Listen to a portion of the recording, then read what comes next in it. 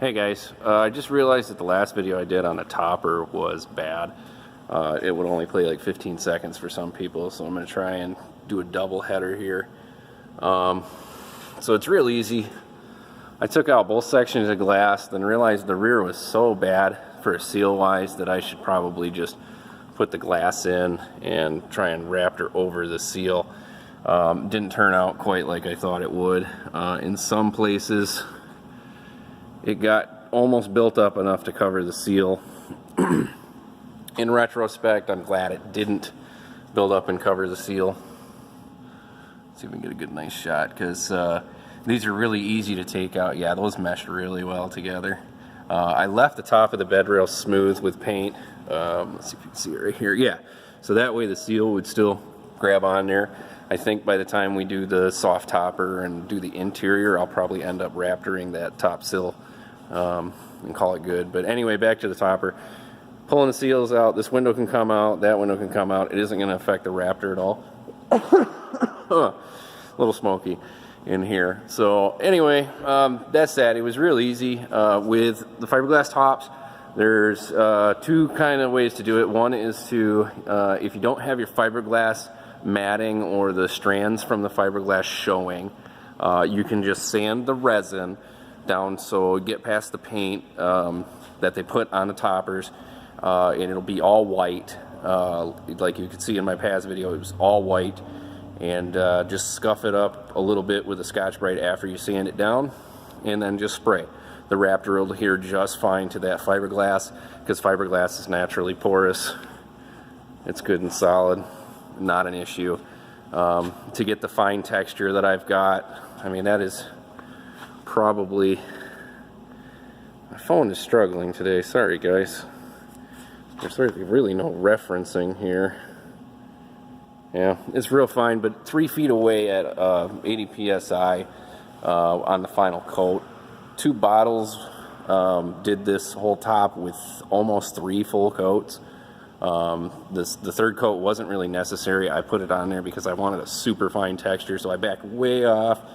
Pretty much just wasted half a bottle just doing that. So, you know, whatever. It got to the way I like it. The L trims came out real easy. They unscrew once you take this window out, which is also very easy to get out. You just take a knife and run it on the inside seal, and then pull it out, and then you'll need butalol, whatever. I got it at the local paint store. Apparently I lost it already. Butyl tape. God, I need to clean this thing out. Yeah, I lost it. Whatever. So there's the topper. I put one on some of the corner pieces. I need to get some Christmas tree plugs to get those locked into place. TDI is completely 100% installed. Everything's run again. The coolant hose on the top here, I don't have time. I'm running out of time, but I was going to change this to a nice bending pipe, but I used the old one that ran for 2 years without an issue. Just as to get me by until I get the pipe ordered and get it bent and everything. A few things I did change on the recommendations on the TDI Swap Trucks Facebook page is changed out to what they call a Mark II filter. You can see it's just got an in and an out and a bleed off, and then down below there's also a drain. So real simple, comes in from the tank. I just have a thing about liking to see the fuel and what it's doing. So I always have an inline, and this is a brand new one pulling from an old tank, and I've already got debris in there from the old tank, so that's just another safety to make this last longer. Real easy to do, real easy to change too, so you know, just me. But anyway, that fits in the Volkswagen's ALH original setup, and I've converted it over to a driver's side battery. Because the passenger side's got the intercooler over there. It was kind of a necessary thing for not running the front mount yet, so I had to do it. But these little brackets work nice. All I did was reverse it on the setup, so I took it completely apart, reversed it. So now that it goes through one of the factory holes, and it's just sitting on the battery mount. It's loose right now because I got to tighten it up, but it worked pretty well. I think it places it right where it needs to. Another thing I did was the fuel return. Usually it comes off and comes forward. flip that around so it goes back. So the fuel return now goes to the factory Toyota return line, which is buried under all these hoses, but it comes up right here. If you're familiar with your Toyota, you'll know where it is. And then the vent is right here. So I got to figure out what to do for the fuel tank vent. I've got to have some kind of canister because I don't want stuff going in here, and I don't want it to clog. So I might do one of those kind of like a catch can thing where it just feeds into it and then the can breathes, because then I can mount it nicely somewhere along the firewall. Oil pressure sensor, I haven't got around to that yet. I've got the plug sitting here. I've got to tap into the Volkswagen one and put a adapter bung to it. Same thing with the coolant. This is the Toyota coolant sensor buried in here. I apologize for the lack of light today. Let's see, can I turn this on mid-video? Nope, won't let me do it. All right, anyway.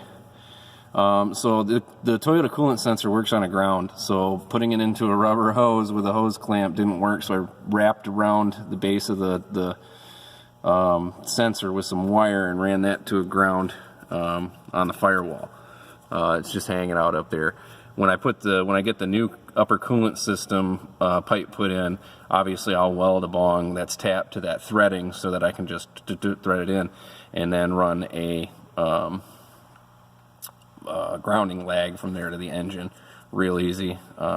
Just thinking ahead on that. So I got the rear disc brake conversion, so I have to do the brake controller and the R-wall delete from the back. The RWLS, I think is what it's called. So that's there. I have a space that is coming tomorrow, hopefully in the mail, is a line lock system, because there's no emergency brake with this conversion, so I have to do line locks. And I got the electric servo one, so all I got to do is flip a switch on the inside while depressing the brake, and it'll hold all 4 brakes, or 2, whatever I decide. I'll probably do the front 2 because they're disc and they're going to be a little stronger when they locked up. So had a bit of a snafu, couldn't get it running. Turns out when I pulled the body off and redid the harness, I put in all my N75 plugs as far as the sensor outputs. I put them in all screwy, so the thing was running super weird. I was like, what the heck is going on? I was thinking it was fuel, I was thinking it was this, I was thinking it was that, and it ended up being sensor. So I had to go back to the book and find out what color wire went to what unit. Again, I don't have EGR, and I do have the shutter valve on my ECU, so the EGR is plugged in and hooked up right here, only as kind of like a backup, because these are interchangeable from N75 to the EGR. So having that there, if I ever do have a problem with the N75, I basically am carrying a backup, literally right there. Kind of nice, but it's also just, you know, to make my harness look like it actually does it, because I didn't delete the EGR out of that pigtail. So here's the intercooler where it sits. It's all mounted, bracketed up and everything. So the battery wouldn't fit, the giant diesel battery at least. So eventually I'll put the battery back on the right side, or even run dual now that I got it set up when I get the front mount. But if I run dual batteries, then I got nowhere to put my plumbing for my front mount through, so we'll see how that goes. Yeah, it's been chaos, but to the fruit of the labor, it is ready to go, nice and start. I gotta get a new key. I'll do the clutch cancel, make sure I pulled it out of gear. And starts up without a problem. My back door says it's open. Voltmeter reads good, like I said. I've never had a problem with that once it's hooked up. I do need a new fuel sending, level sender. Got Fast Forward Automotive. What is it? Fast Forward Automotive is sending me the adapter to go for the tack, so the tack will work. Oil temperature, I haven't figured that one out. I don't know why it's sitting there like that. It might be the gauge behind, not 100% sure. We've got a little bit of vibration going on. Not nearly as bad as the pickup, but yeah, so in and out, it freaking works. I love it. Still have the factory dash.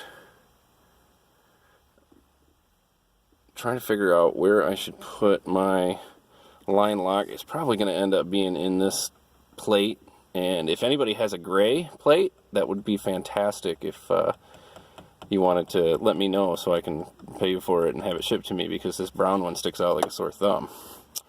Anyway, so I got the up down for the antenna, which is where I had the auxiliary switch in the pickup, but I do have one blank slot over here. But I have front and rear locker, E-locker that I have to find switch location for, and also rock lights, LED light bar, and then winch. So I got a ton of stuff I got to find switching points for, and I think I know what I'm going to do, and it's got to be the center console's got to go. Because the transmission hits on the transmission tunnel by just a hair. Hold on, bear with me. I got a sticky cord. We'll get the light on and you can see. I have to cut away a little of the transmission tunnel anyway. So the thought process is, there we go. Sorry guys, I'm old. Alright, let's take a look. You see the transfer case actually hits. The transmission's pretty clear. In first gear I didn't feel any resistance, so that works pretty good. I'm casting shadows like crazy, so I gotta cut that. And then I want to try and put a rear heater unit that I have in as well. So I may actually end up building a full custom center console, and then, well, no, I know that's what I'm gonna do. I can't lie, that's what I'm gonna do. I'll run the full custom center console, and then I'll have all the switch space I want, and I'll have a locking system on it. So that'll be super nice to have that. And you know, I'll be able to use the factory switches on it and everything. So yeah. Wow, this has been a heck of a project. But also, I'm going to try and do the Gentex mirror that has the, like my 2010 Tacoma has. It has a small backup camera window, because my 2010 I have a spare tailgate with the camera. So if I can get the wiring figured out for it and then hide it up inside here with the Gentex mirror, I'll have a spot here that with the factory mirror gone that I can you know, add a switch or two as well, probably the light switch for rock lights and auxiliary lighting. Yeah, I gotta add more LEDs. This thing is still too dark when I open the door. But anyway, I mean, Gentex is literally right next door to me, so I'm gonna go over and see if I can't scrounge one off of them. I don't know if that's where they make that particular one, but they've got like 9-10 buildings right in my area, so I am in the center of Gentex country, so should be able to find one. But cooling system, yeah, we'll talk about that in a second. I did something a little different on this one. Ignore this front, because that's just the coolant temp sensor that I have partially rigged right now. The heater control valve on some of the Toyotas have just basically an on-off flow. Fluid comes in, and then if it's open, it allows the hot fluid to go in. Well, the Volkswagen doesn't like that when it doesn't have somewhere to go. It actually will pop that hose right off. It'll blow it just completely off, because the main feed for that is off the back side of the engine. So when that hot water comes in, it comes down to a 90-degree T, which is not great for flow, but you know, it's what I got to do right now. I don't want big loops and hoses, so goes through a straight T right there and then goes in. When that valve's open, the fluid flows freely that direction, and when the valve's closed, the backup goes right over. Now I have an ALH out of an automatic, so there are two ports on the back. It's a metal bypass hose. One is used for the return system, which comes off the return of the heater core, and it goes in top there. You can see it right there. It goes on the back side of the motor. Man, I need to get some better lighting. Anyway, and then there's one that goes off the back that now is the secondary return off that main feed. So everything goes to the return lines. yeah, and it's been interesting. Had a bunch of diesel issues today because I converted to that, so there's diesel fuel everywhere. I need to degrease this thing and really clean it up. So glow plug system is still the same. Nothing else has really changed. So there you go, guys. That's the update. Got to get the brakes bled and then drive it over to the machine shop side so that I can fabricate the rear bracket for my fuel tank. You can see it's kind of just zip tied in there right now. I'm going to fabricate that, put the shield on. May end up eventually putting a built fuel cell in the back of this. If you've watched my other videos, you know there's a big space where the tire carrier used to be. I'm going to try and figure something like a pump over system where it's a small tank, and then when I fill it full of fuel, maybe put a little switch inside here that I have to flick and send it, you know, kind of a small tank. It depends on how leveling it sits. I might be able to sneak a hose in and through and then to the tank back there. Long over the future. Right now the factory tank will work. I can tuck it up if I need to, but it's not too bad. Oh, of course the light's right there. So, I mean, it's not any more than a transfer cross member. So, you know, we'll see what happens. Anyway, guys, that's the update. Thanks for watching, and I appreciate you guys giving me the help and also giving me comments. If you have any questions, again, just let me know. Take care, guys.